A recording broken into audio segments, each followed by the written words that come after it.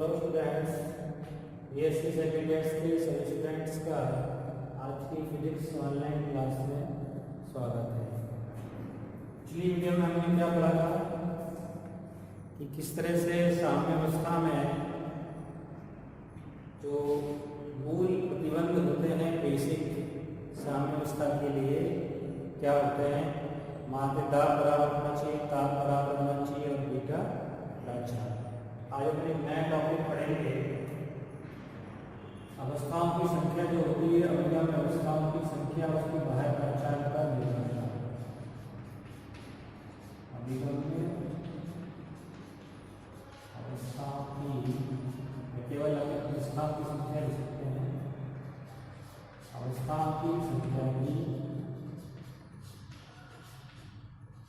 बाह्य प्राचारों पर निर्भरता।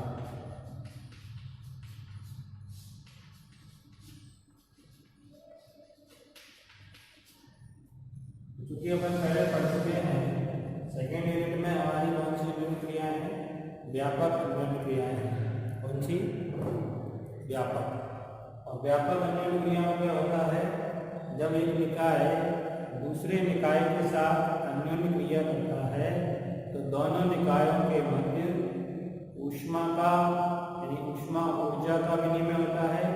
इसके अलावा बाह्य प्राचालों में परिवर्तन के द्वारा यांत्रिक ऊर्जा, जिसको कि अपन कार्य कहते हैं, कार्य मतलब यांत्रिक ऊर्जा का भी विनिमय होता है।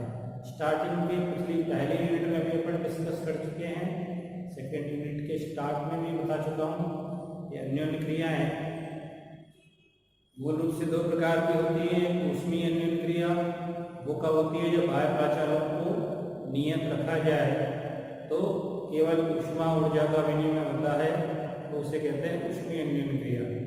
उसकी रुद्धोष्म अन्योन्य क्रिया होती है, वो कब होती है, जब ऊष्मा को अवरुद्ध रखे और केवल बाह्य प्राचालों में परिवर्तन के द्वारा यांत्रिक ऊर्जा यानी कार्य के रूप में विनिमय हो। लेकिन प्रैक्टिकली दोनों ही प्रकार से अन्योन्य क्रिया पॉसिबल होती है, यानी केवल एक प्रकार की शुद्ध रूप से एक प्रकार की होना संभव नहीं है। ये बात अपन पहले भी डिस्कस कर चुके हैं। यानी टोटली रुद्धोष्म रख के केवल यांत्रिक अन्योन्य क्रिया किया जाए, यानी कि रुद्धोष्म अन्योन्य क्रिया की जाए, संभव नहीं है। या बाह्य प्राचार को टोटली कांस्टेंट रख के केवल ऊष्मा का विनिमय किया जाए, ये भी पॉसिबल नहीं है। तो प्रैक्टिकली जो अन्योन्य क्रिया होती है वो होती है व्यापक। व्यापक में दोनों तरह का सम्मिलित होता है, यानी जब एक निकाय दूसरे निकाय के साथ अन्योन्य क्रिया करेगा तो ऊष्मा ऊर्जा के विनिमय के साथ साथ यांत्रिक ऊर्जा यानी कार्य का भी विनिमय होता है। और कार्य या यांत्रिक ऊर्जा के विनिमय कब होता है, जब बाह्य प्राचालों में परिवर्तन होता है। तो यानी कि यांत्रिक ऊर्जा यहाँ पर लिख सकते हैं व्यापक अन्योन्य क्रिया में, व्यापक अन्योन्य क्रिया में क्या होता है, बाह्य प्राचालों में परिवर्तन द्वारा यांत्रिक ऊर्जा का विनिमय एवं ऊष्मा ऊर्जा का विनिमय होता है। तो ये अपन अच्छे से जानते हैं कि ऊष्मा का विनिमय तो हो ही जाएगा, उसके लिए तो कोई परिवर्तन अपने को नहीं करना पड़ता। लेकिन यांत्रिक ऊर्जा का विनिमय अगर करना है तो बाह्य प्राचालों में क्या किया जाता है, परिवर्तन। बाह्य प्राचाल क्या होते हैं, बाह्य प्राचाल वे होते हैं जिन्हें स्थूल रूप से मापा जा सके, स्थूल रूप से मापा जा सके। जैसे पहले भी बता चुका हूँ क्या क्या होते हैं बाह्य प्रचार। एक तो बाह्य विद्युत क्षेत्र हो सकता है, एक बाह्य चुंबकीय क्षेत्र हो सकता है, आयतन हो सकता है आदि। बाह्य प्राचार वो होते हैं जिन्हें स्थूल रूप से मापा भी जा सके, इनका मेजरमेंट किया जा सके, प्रैक्टिकली इनको माप सके। जैसे आयतन हो, बाह्य विद्युत क्षेत्र हो, बाह्य चुंबकीय क्षेत्र हो, इनमें अगर परिवर्तन किया जाएगा तो यांत्रिक ऊर्जा के रूप में विनिमय होगा। तो दोनों तरह का विनिमय हो रहा है, ऊष्मा ऊर्जा के रूप में भी और यांत्रिक ऊर्जा के रूप में भी। इस टोटल विनिमय को अपन क्या कहते हैं, व्यापक अन्योन्यक्रिया। ठीक है। अब चूंकि जैसे मैंने लिखा है बाह्य विद्युत क्षेत्र, चुंबकीय क्षेत्र, आयतन, ये क्या है, बाह्य प्राचार। तो बाह्य प्राचार अब जो अपन अभिगम की अवस्थाओं की संख्या लिखते हैं, फर्स्ट यूनिट में डिस्कस कर चुके हैं अपन।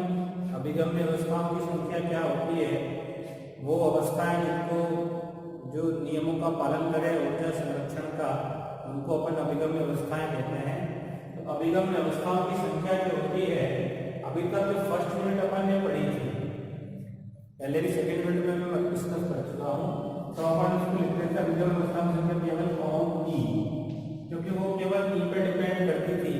क्योंकि फर्स्ट यूनिट में हमने कौन सी अन्योन्यक्रिया पढ़ी है, फर्स्ट यूनिट में कौन सी अन्योन्यक्रिया, ऊष्मीय अन्योन्यक्रिया, जिसमें बाह्य प्राचार को क्या रखा जाता था, नियम, केवल ऊष्मा के रूप में ही ऊर्जा का विनिमय होता था। इसलिए अपन अभिगम अवस्थाओं की संख्या केवल रखते ओम ई। लेकिन यहाँ चूंकि अपन सेकेंड यूनिट में क्या पढ़ रहे हैं, व्यापक अन्योन्यक्रिया पढ़ रहे हैं, और व्यापक अन्योन्यक्रिया में केवल ऊष्मा ऊर्जा का विनिमय न होकर यांत्रिक ऊर्जा का भी विनिमय होता है। और यांत्रिक ऊर्जा का विनिमय के लिए बाह्य प्राचारों में परिवर्तन आवश्यक है। यहाँ जो अभिगम व्यवस्थाओं की संख्या है वो केवल ई पर डिपेंड नहीं करेगी, बल्कि बाह्य प्राचारों पर भी निर्भर करेगी। यहाँ पर लिख सकते हैं व्यापक अन्योन्यक्रियाओं में, व्यापक अन्योन्यक्रियाओं में अभिगम्य अवस्थाओं की संख्या, अभिगम्य अवस्थाओं की संख्या, इसको अपन ओम से दिखाते हैं, केवल ई पर निर्भर नहीं करती। ई क्या है, ऊर्जा, केवल ई पर निर्भर नहीं करती, बल्कि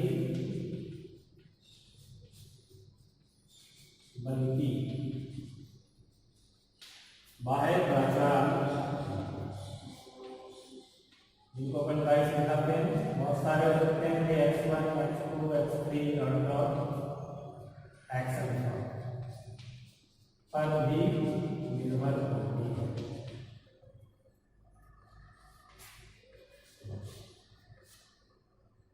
यानी कि ओम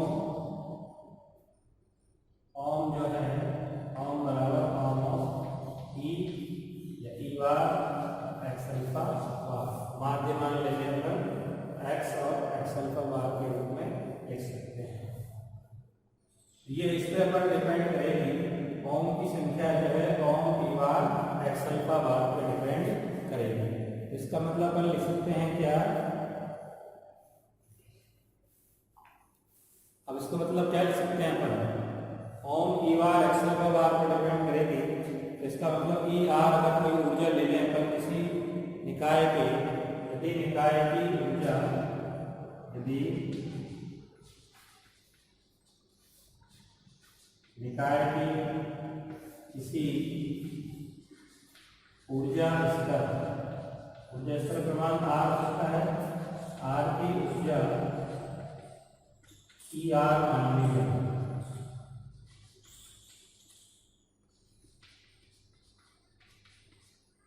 ऊर्जा ई आर को क्या लिखेंगे पर, ई आर जो है तो किस पर डिपेंड करेगी, ऊर्जा E R x, E R जो है वो बाह्य प्राचार पर निर्भर करेगी, ई आर एक्स पर डिपेंड करेगी। एक्स क्या है, बाह्य प्राचार मान रहे हैं, एक्स को क्या मान रहे हैं अपन, बाह्य प्राचर। तो इसका अपन जब परिवर्तन करेंगे, अगर एक्स में परिवर्तन होता है तो निश्चित रूप से y में परिवर्तन होगा, ER में भी परिवर्तन होगा। यदि x जो कि क्या है, बाह्य प्राचर, यदि x बाह्य प्राचर में परिवर्तन होता है तो ऊर्जा ER में भी परिवर्तन होगा। ER में भी क्या होगा, परिवर्तन होगा। और ER में परिवर्तन होगा तो उसको अपन आंशिक अवकलन के रूप में लिखते हैं। तो dER बराबर लिख सकते हैं del ER upon del x into dx। आंशिक अवकलन करते हैं x के सापेक्ष, क्योंकि x में परिवर्तन के कारण ऊर्जा स्तर की ऊर्जा जो है ER उसमें भी क्या है, परिवर्तन। तो dER बराबर सकते हैं del ER upon del x into dx। इसको अपन शॉर्ट में अब करते हैं XR लिखते हैं इसको, जहाँ XR बराबर क्या हो गया, del ER upon del x। अब चूंकि एक निकाय में अनेक ऊर्जा स्तर हो सकते हैं तो x के मान में अलग अलग परिवर्तन के द्वारा XR का मान भी क्या हो सकता है, अलग अलग। बहुत सारे ऊर्जा स्तर होते हैं, अलग अलग ऊर्जाएं होती हैं, तो इसलिए इसको मान सकते हैं कि XR के भी क्या हो सकते हैं, बहुत सारे मान संभव हो सकते हैं। अब इसके बाद अपन देखते हैं किसी आई में निकाय के लिए परिवर्तन कैसे होता है।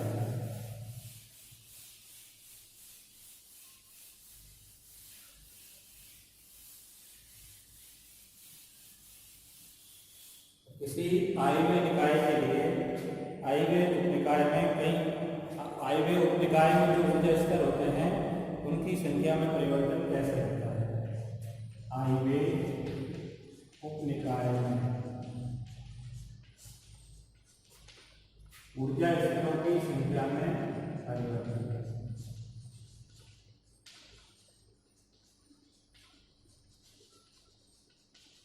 आयवीय उपनिकाय का मतलब किसी निकाय का अगर कोई और ऊर्जा स्तर ले रहे हैं, सूक्ष्म XR के बहुत सारे मान हो सकते हैं। मैंने बताया XR जब भी मैंने दिखाया ना, इसके बहुत सारे मान हो सकते हैं।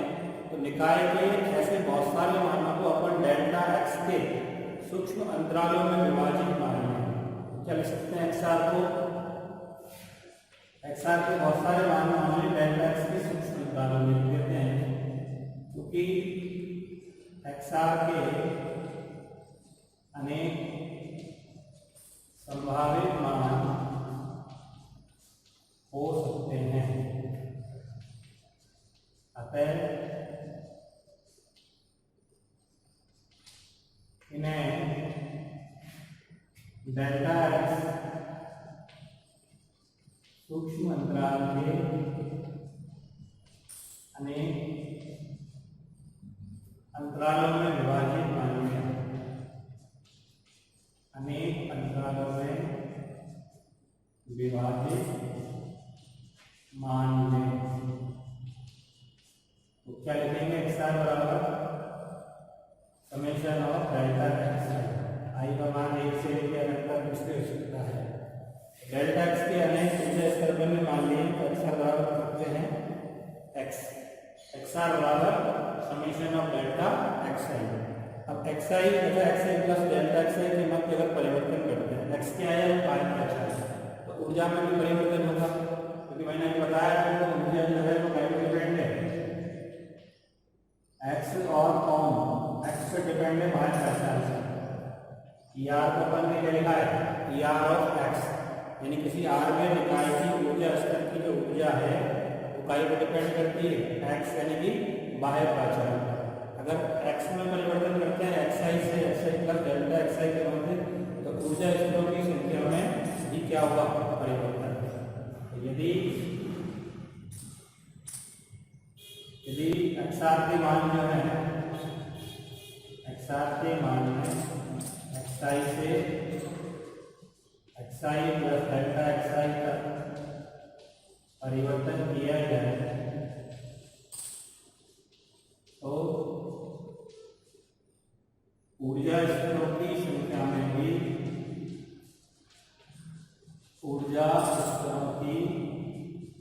संख्या में भी परिवर्तन होगा। ऊर्जा स्तरों की संख्या में क्या हो जाएगी, उसकी परिवर्तित होगी, क्योंकि ऊपर मैंने लिखा है कि यहाँ जो ऊर्जा स्तर है आगे मैंने लिखाई थी वो काय पर डिपेंड है, एक्स पर। तो यदि बाह्य प्राचार में अंक परिवर्तन dx किया जाए, यदि बाह्य प्राचार x में परिवर्तन सूक्ष्म परिवर्तन है डेल्टा x किया जाए तो क्या होगा, जो अवस्थाओं की संख्या है ऊर्जा वो xi डेल्टा xi के अनुसार परिवर्तित होगी। जो अभी ऊपर लिखा था ना हमने, ऊपर में लिखा था ना ये क्या dPr बराबर क्या लिखा था, del Pr upon del x into dx, और इसको अपन ने क्या माना था xr या i इकाई में लिख सकते हैं xi dx लिख सकते हैं। तो dPr का मतलब क्या है, ऊर्जा में परिवर्तन। बाहर प्राचार x में परिवर्तन डेल्टा x करेंगे तो xi डेल्टा xi के अनुसार ऊर्जा में क्या होगा, परिवर्तन। ऊर्जा में परिवर्तन इस तरह से होगा, तो ऊर्जा स्तरों की संख्या जब परिवर्तित होगी प्रति एकांक परास में ऊर्जा स्तरों की संख्या क्या लिखेंगे अपन, अगर इस परास में अभिगम्य अवस्थाओं की संख्या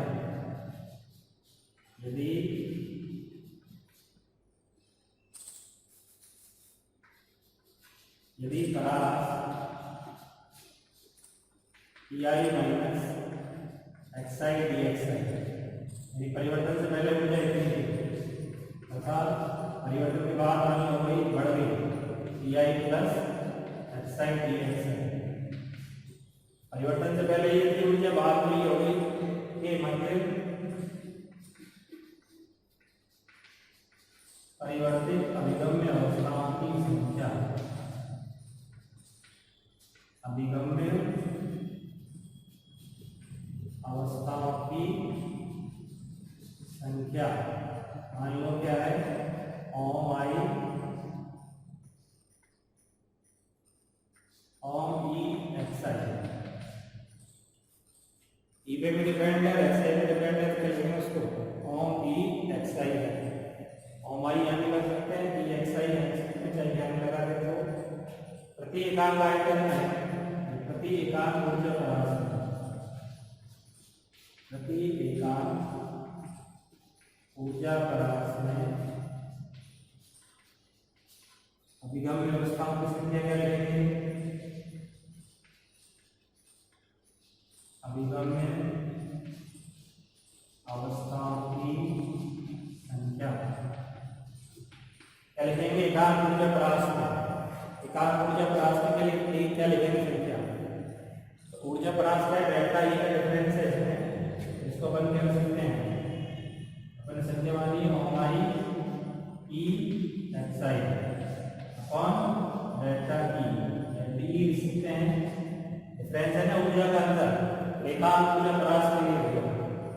एकांक ऊर्जा का परास का भाग अपन ने दे दिया, एकांक ऊर्जा परास के लिए संख्या होगी, टोटल संख्या कितनी होगी, क्योंकि एक्स आई डी एक्स के अनुसार परिवर्तित हो रहा है, संपूर्ण परिवर्तन कितना हो जाएगा एक्स आई डी एक्स आई परास में। इसको ऊपर देखो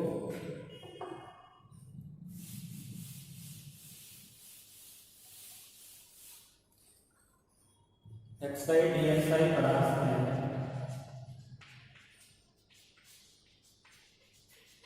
ऊर्जा स्तरों की संख्या कैसे लिखेंगे,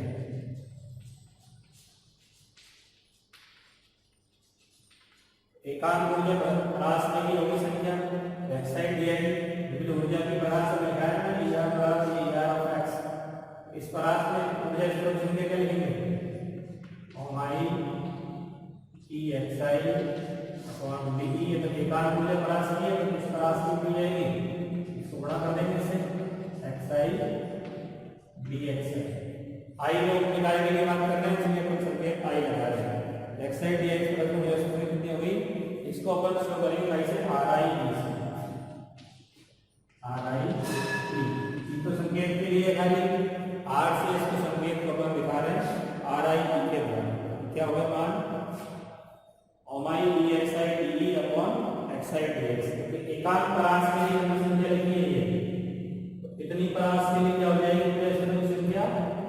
oh my EXI DE upon XI DXI से अपन ने क्या कर दिया, इसको गुणा कर दिया। ठीक है, तो इस तरह से अपन याद कर सकते हैं। अब एक अगली हेडिंग देखो, जहाँ RI की अच्छी संख्या है इसको RI से अपन लिखते हैं।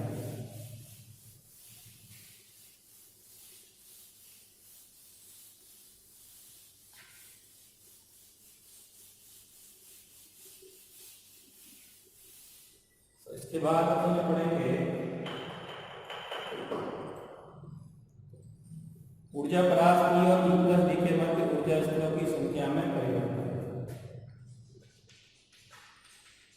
ऊर्जा परास P तथा E प्लस D के मध्य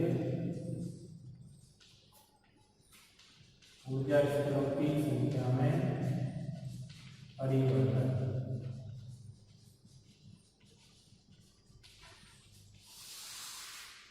अभी अपन ने XI DXI परास में ऊर्जा स्तरों की संख्या में परिवर्तन लिखा था। कुल परिवर्तन अगर अपन लिखते हैं इसको R से दिखा दें तो I में इकाई के लिए भी उन सब का क्या हो जाएगा, समेशन। RI जो अपन ने संख्या निकाली उन सबका योग, तो RI से जो अपन लिखा है तो I योग उप निकाय के लिए है। अब संपूर्ण निकाय की बात करेंगे तो RE बात करेंगे समेशन ऑफ RI, और RI का मान क्या लिखा था तुमने, इसका मान क्या लिखा है, ओमाई EXI अपॉन DE और XI DXI। अभी निकाला था अपन इससे ऊपर वाले में ये बात समेशन रख दिया, तो dx अपॉन इसको dx से गुणा करते हैं ऊपर नीचे, dx अपॉन d को बाहर निकाल सकते हैं अपन यहाँ पे ओमाई सबके लिए। समेशन ऑफ क्या हो गया, ओमाई EXI अपॉन XI। अब ये जो मान है ऊपर का वो क्या हो जाएगा अपना x बार लिख सकते हैं इसमें, summation of x by x bar और dx अपॉन DE समेशन ओमाई EXI। ठीक है, अब ये मान जब यहाँ हो गया तो इसका मतलब हो गया x बार की जगह लिखना पड़ेगा, ये वाला मान जो लिख दिया इसकी जगह पूरा ये मान रहेगा अपना dx upon DE on EX। Summation के लिए हमने लिख दिया, समेशन में बता दें यहाँ से कि केवल ये मान लिख दो समेशन ऑन EX। I के निकाय के लिए हो गया तो पूरा I के हटा दें इससे, तो ये मान हो गया RE। पूरे निकाय के लिए क्या होगी, ऊर्जा स्तरों की संख्या होगी। ठीक है, अब यहाँ पे जब अपन मान लिखेंगे इसका कि जैसे मान लो x का मान x का मान क्या है, बाह्य प्राचल का मान, बाह्य प्राचल का मान x तथा x प्लस dx के मध्य होने पर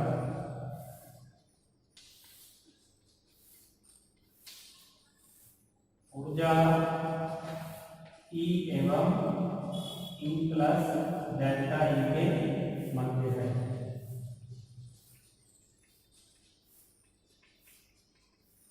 क्या लिखेंगे इसको, जो समेशन XI DXI अपन ने लिखा है उसको डेल्टा W लिख सकते हैं। अपन ने जो पहले लिखा था क्या लिखा था, x अल्फा बार dx बराबर x अल्फा किसको माना था हमने, del PR upon del x, और dx ये है जैसे x r बार x r लिखा था तो x r की जगह अल्फा भी लिख सकते हैं, वो एक ही चीज है। x r डेल्टा ई बार के रूप में लिखते हैं, इसको बार लिख सकते हैं, इसके बराबर हो गया कार के बराबर, स्कूल कार के क्या कहलाएगा ये, स्कूल कार। ऊर्जा में परिवर्तन हो रहा है, ऊर्जा यांत्रिक ऊर्जा है, कार्य के तुल्य है, उसको अपन क्या लिख सकते हैं, del e bar upon del x into dx को लिख सकते हैं डेल्टा W, यानी कि कार्य लिख सकते हैं जो कि औसत वृद्धि को शो करेगा, इसको शो करेगा औसत वृद्धि। ठीक है, तो ये एक टॉपिक हो गया। इसके बाद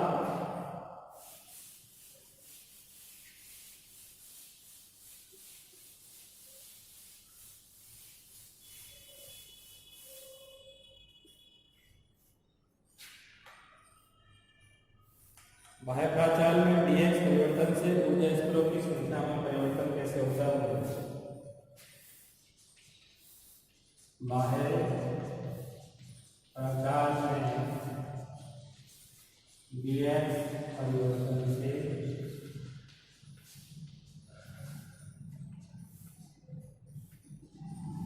ऊर्जा अवस्थाओं की संख्या में परिवर्तन।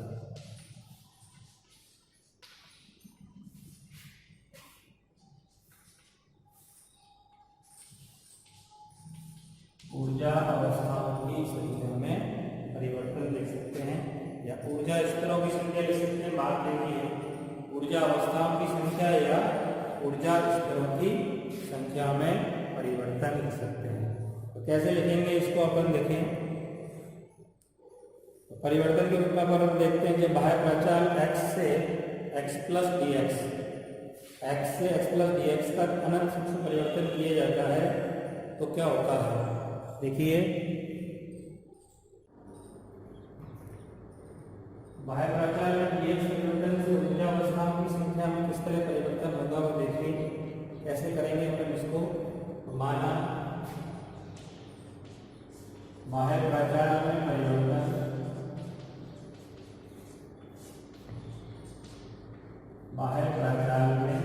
परिवर्तन x तथा x प्लस dx के मध्य किया जाता है।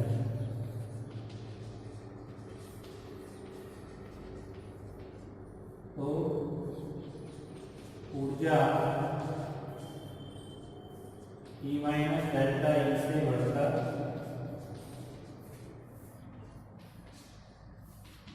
E प्लस डेल्टा E हो जाती है। ऊर्जा क्या हो गई? E से बढ़कर क्या हो गई? E माइनस डेल्टा E से बढ़कर E प्लस डेल्टा E हो जाती है। तो अभिगम अवस्थाओं की संख्या में क्या परिवर्तन आएगा? अभिगम अवस्थाओं की संख्या में परिवर्तन। अभिगम अवस्था का करते हैं अपन ओम EX या x अल्फा लिख सकते हैं। x के साथ परिवर्तन होना है। बाह्य प्राचाल में परिवर्तन x कर रहे हैं तो डेल अपन डेल x ऑफ ओम EX dx लिख सकते हैं। बराबर क्या है? जो ऊर्जा क्या बोलते हैं? R E minus R E plus delta E. क्योंकि ई पहले की ऊर्जा फिर ई प्लस डेल्टा ई होगी, परिवर्तन ऊर्जा में ये हुआ। इसको अपन लिख सकते हैं minus of del upon del e r e. परिवर्तन के रूप में डिफरेंस है दोनों का, परिवर्तन के रूप में लिख सकते हैं इसको अपन। अब इसका मान कितना होता है? आर ई का मान हमने लिखा है del upon del x on EX dx बराबर। इसका मान क्या लिखा है? आर की का मान क्या लिखा तुमने? देखो पहले लिखा हुआ हमने क्या मान लिखा है इसका? इसका मान लिखा है x alpha bar on EX dx। ऊपर लिखा था x alpha bar on EX dx। ये मान हमने लिख दिया है डेल अपॉन डेल एक्स का वर्ग लगाकर। अभी हमें ओम और x बार दो फंक्शन हो गए, इसको शॉर्ट में बना सकते हैं केवल डेल अपॉन डेल ई ओम x अल्फा बार। दो फंक्शन हो गए ना, ओम और x अल्फा बार। दोनों का अगर अपन करेंगे अपन तो क्या आएगा? यहाँ पे एक एक छोड़ के करेंगे तो डेल अपॉन डेल एक्स ओम EX बराबर क्या होगा? माइनस की है ये, पहले इसका करेंगे del upon del E x bar as it is, फिर minus del x bar upon del E on as it is. First into second का करते हैं, ऐसे कर सकते हैं अपन। डेल अपॉन डेल ई लिख सकते हैं। अब दोनों ओम का भाग दे दो, इसमें क्या करो? दोनों साइड में ओम का भाग दे दो। क्या लिखेंगे अपन? डेल अपॉन डेल एक्स का मान है, डेल अपॉन डेल एक्स का मान है 1 अपॉन ओम का भाग देंगे तो क्या हो गया? 1 अपॉन ओम। इसको केवल डेल ओम लिख दो, संकेत के लिए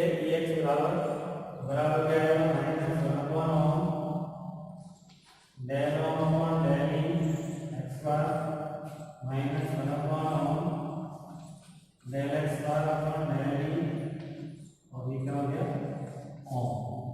ठीक है, ओम का भाग दे दिया अपन दोनों तरफ। अब ये मान किसके बराबर आ गया, इसमें अपन del upon del x one upon ओम कह सकते हैं, अपन किसका है लॉग ओम का फॉर्मूला में del upon del x log ओम। लॉग ओम का फॉर्मूला में तो ये आता है वन अपॉन ओम डेल अपॉन डेल एक्स, इसको कह सकते हैं अपन del upon del log x, और बराबर एक्स बार इसको कह सकते हैं एक्स बार पे लिखो ये भी क्या हो गया del upon del E log ओम। लॉग ओम को वन अपॉन ओम और ओम का डेल अपॉन डेल ई हो गया, और माइनस ये क्या हो गया ये ओम से कट जाएगा del x bar upon del E हो गया। अब ये क्या होता है del upon del E log ओम क्या होता है बीटा हो जाएगा नहीं, तो इसकी जगह कर सकते हैं अपन बीटा लिख सकते हैं, तो बीटा लिख दिया क्या हो जाएगा यहाँ पे मान को लिखेंगे इसकी जगह बीटा, क्योंकि अपन पहले से जानते हैं इस चीज। ठीक है, तो इसकी जगह पर क्या लिखेंगे बीटा लिखेंगे इसकी जगह, तो del upon del E log ओम बराबर क्या होता है बीटा होता है, इसकी जगह पर लिख दो बीटा। ठीक है, क्योंकि अपन जानते हैं del upon del E log ओम बराबर क्या होता है बीटा होता है, पहले पढ़ चुके हैं अपन इस चीज को, पहले हमने पढ़ा है कि नहीं, तो इससे अपन पढ़ते हैं कि del upon del E log ओम बराबर क्या होता है बीटा होता है, तो इसकी जगह अपन बीटा लिख सकते हैं। और ओम जो प्रोपोर्शनल है वो किसके होता है पहले पढ़ चुके हैं अपन, स्वातंत्र कोटियों की संख्या जब अपन ने पढ़ी थी परम ताप की गुण लिखे थे तब ध्यान करो लिखा था हमने ओम प्रोपोर्शनल क्या होता है ई बार ओम। तो लॉग ओम क्या होता है तो x bar del upon del E मान यहाँ पे del upon del E log ओम की जगह तो बीटा हो जाएगा, तो मान क्या आ जाएगा इसकी जगह यहाँ पे जो अपन मान लिखेंगे तो मान क्या आ जाएगा del upon del x log ओम बराबर लॉग ओम बराबर क्या हो गया इसकी जगह क्या हो गया एक्स बार पॉजिटिव है और इसकी जगह क्या हो गया बीटा हो गया, बीटा हो गया इसकी जगह। बाकी जो लास्ट वाला मान है ना थर्ड वाला उसको नेगलेक्ट मान लेते हैं अपन, क्योंकि ये जो स्वतंत्र कोटि की संख्या अनंत होती है तो इसका मान जो है वो लगभग से आ जाएगा 0, तो अपना इसका मान आ गया माइनस एक्स बार बीटा के बराबर। माइनस एक्स बार भी जब एक्स बार देख लेते हैं अपन पहले लिखा करने पी बार के बराबर, क्योंकि बाह्य प्रचार जो है दाब के उसमें होता है, तो del upon del x log ओम बराबर पी बार को ही आप लिख सकते हैं खाली माइनस पी बार बीटा लिख सकते हैं, क्योंकि एक्स बराबर के लॉग ओम भी होता है तो के से गुणा कर दिया तो क्या हो जाएगा एंट्रोपी हो जाएगी। एक्स की जगह अपन आयतन ले लें बाह्य प्रचार बी आयतन हो गया, एक्स की जगह पर मैंने लिख दिया बी लिख दिया, del upon del B log ओम बराबर पी बार की जगह माइनस पी बार लिखो तो प्लस हो जाएगा पी बार बी, तो del upon del B log ओम के से गुणा करते हैं इसको क्या हो जाएगा डेल अपॉन डेल बी के लॉग ओम बराबर पी बार के बीटा, के से गुणा कर दिया हमने दोनों साइड में, इधर भी गुणा कर दिया इधर भी गुणा कर दिया। अब के लॉग ओम क्या होता है पहले से जानते हैं, क्योंकि के लॉग ओम बराबर होता है एस, एंट्रोपी इसको कहते हैं, एस का मतलब एंट्रोपी होगी, तो इसकी जगह लिखेंगे s del s upon del b बराबर पी बार के बीटा, और के बीटा के लिए क्या लिख सकते हो पहले अपन पढ़ चुके हैं, क्योंकि बीटा प्राचार जो होता है बराबर क्या होगा वन अपॉन के टी, के बदल लिया है के बीटा बराबर क्या हो गया वन अपॉन टी, तो del s upon del b बराबर हो गया पी बार अपॉन टी। तो एंट्रोपी में परिवर्तन होगा बाह्य प्राचार एस के साथ, बी क्या है यहाँ पे बाह्य प्राचार है, बाह्य प्राचार अपन जानते हैं आयतन है, यहाँ पर आयतन अपन ने लिया है कोई भी हो सकता है, बाह्य विद्युत क्षेत्र बाह्य क्षेत्र हो सकता है आयतन भी हो सकता है, तो आयतन यानी बाह्य प्राचार में परिवर्तन करने से एंट्रोपी के साथ परिवर्तन की दर जो है डिपेंड करेगी दाब और ताप लाभ और ताप। ठीक है, इस तरह से अपन याद कर सकते हैं।